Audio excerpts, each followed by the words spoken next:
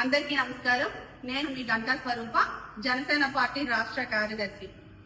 ఈ రోజున ఆంధ్రప్రదేశ్ రాష్ట్రం అభివృద్ధి పదంలో ముందుకు సాగుతూ సంక్షేమ పరంగా పాలనా విధానమైనటువంటి అంశాలతోటి ఈ రోజున దేశంలోనే అత్యున్నతంగా అభివృద్ధి చెందుతున్నటువంటి రాష్ట్రంగా ఈ రోజున ముందుకు వెళతా ఉంటే జగన్మోహన్ రెడ్డి ఓర్చుకోలేక తప్పుడు రాజకీయాలు చేస్తా ఉన్నారు.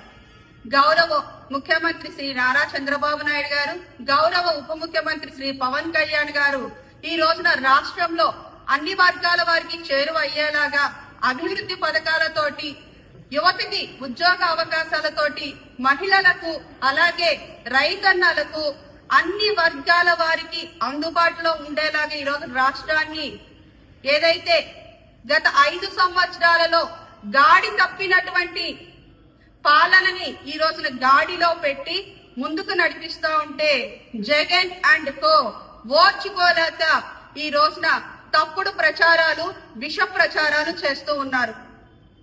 మరి ఎన్డీడీబీ ఇచ్చినటువంటి నివేదిక ప్రకారం లడ్డూలో జంతువుల యొక్క కొవ్వు అవశేషాలు కలిగి ఉన్నాయనేది ప్రాథమిక నివేదిక. మరి దాన్ని బేస్ చేసుకుని మనం దర్యాప్తుకు వెళితే సిట్ కూడా అదే నివేదిక ఇచ్చింది కదా, అది అసలు నెయ్యే కాదు సింథటిక్ నెయ్యి అని చెప్పేసి సిట్ నివేదిక ఇస్తే ఈ రోజున జగన్ అండుకో ఏం చెప్తున్నారంటే సిట్ మాకు క్లీన్ చిట్ ఇచ్చింది అని చెప్పేసి గప్పాలు చేసుకుంటున్నారు.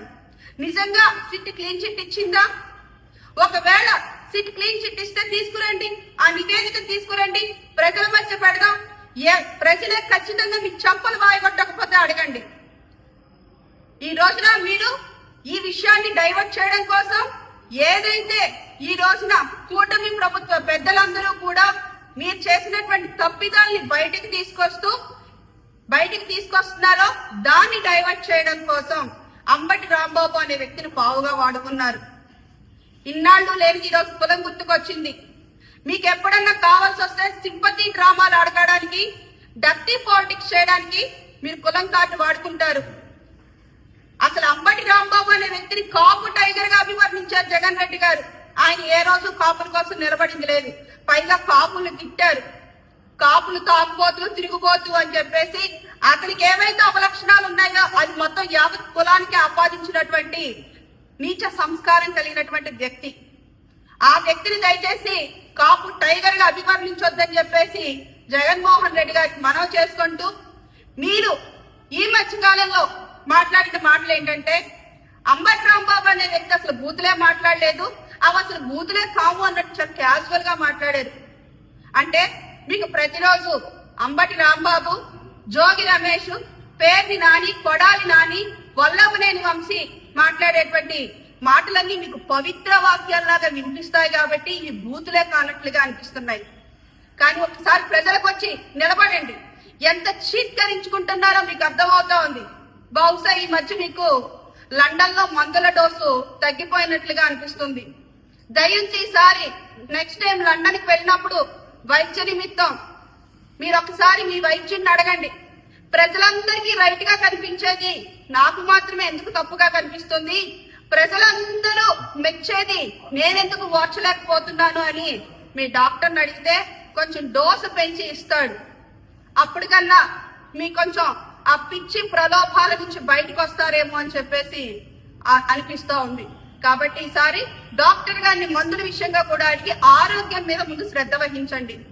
నువ్వు ఒక వీకెండ్ పొలిటీషియన్ని, ఈ రోజు గురువారం కదా, ఈ రోజు సాయంత్రం రేపు ఉదయం ఇండిగా ఫ్లైట్ వేసుకుని బెంగళూరు వెళ్ళిపోతావు. బెంగళూరు నుంచో నీ ప్యాలెస్ నుంచో ఒక ప్రెస్ మీట్లు పెడతావు.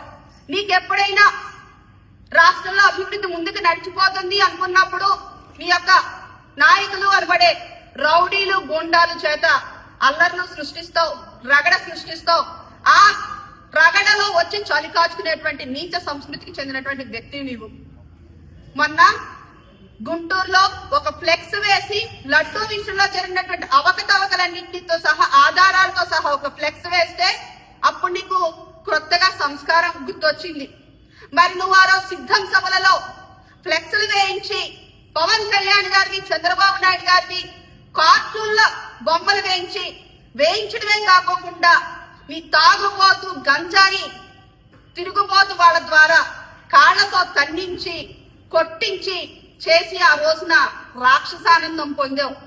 మరి నీకు ఆ రోజున సంస్కారం లేదా? ఆ రోజున నీకు విలువలు లేవా? ఈ రోజు సంస్కారము విలువలు గుర్తొచ్చాయా? అంటే నీకు ప్రతిపక్షంలో ఉన్నప్పుడు ఒకలా వ్యవహరిస్తావు, అధికారంలో ఉన్నప్పుడు ఒకలా వ్యవహరిస్తావు. ఇప్పుడు పూర్తిగా ప్రతిపక్ష హోదాని కూడా కోల్పోయి ఇప్పుడు మరీ ఉన్మాదిలాగా వ్యవహరిస్తా ఉన్నావు. కానీ ప్రజలు విజ్ఞులు. ఖచ్చితంగా నీ యొక్క డర్టీ పాలిటిక్స్ కి 2024లో బుద్ధి చెప్పారు. ఇక మీదట కూడా నీవు అనబడే వ్యక్తివి కానీ నీ పార్టీ కానీ మా పవన్ కళ్యాణ్ గారు అన్నట్టుగా పాతాళానికి తొక్కేస్తా అన్నారు. ఆల్రెడీ నీకు పాతాళానికి తొక్కివేయబడ్డావు. ఇక మీదట కనీసం ఈ మాత్రం కూడా లేకోకుండా, సింగిల్ డిజిట్ కూడా లేకోకుండా నువ్వు కను మరుగైపోతా అని తెలుపుకుంటూ, నిజంగా నీకు చిత్తశుద్ధే ఉంటే గనక రేపు ఫిబ్రవరి 11న నీ 11 మంది ఎమ్మెల్యేలతో, నీతో సహా 11 మంది ఎమ్మెల్యేలతో అసెంబ్లీకి రా, కూర్చో. లడ్డూ విషయంలో జరిగినటువంటి విషయాలన్నీ కూడా నీ ఆధారాలతో నువ్వు రా, మా ఆధారాలతో మేము వస్తాం. ఎవరి విశ్వసనీయత ఎంతో చూసుకుందాం. అంతేగాని ఎమ్మెల్యేలను చెప్పుకుని చెప్పేసి జీతపత్యాలు తీసుకుంటాం, అలాగే ప్రోటోకాల్స్ అనుభవించడం కాదు. ప్రజలు నీకు ఓట్లేసి గెలిపించినందుకు ఈ రోజున నువ్వు పబ్లిక్ పాలన విషయాలన్నింటినీ కూడా గాలికి వదిలేసి కేవలం నువ్వు ఒక ప్యాలెస్ కి పరిమితమైపోయినటువంటి ఒక ఇన్సెక్యూర్ ఫెలోవి నువ్వు.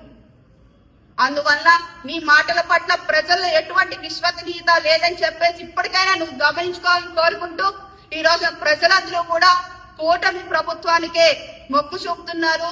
ప్రజలందరూ కూడా వారి యొక్క సపోర్ట్ ని, మద్దతుని కూడా ఎప్పుడు కూటమి ప్రభుత్వానికే అందిస్తారని తెలియజేసుకుంటున్నాను. ధన్యవాదాలు.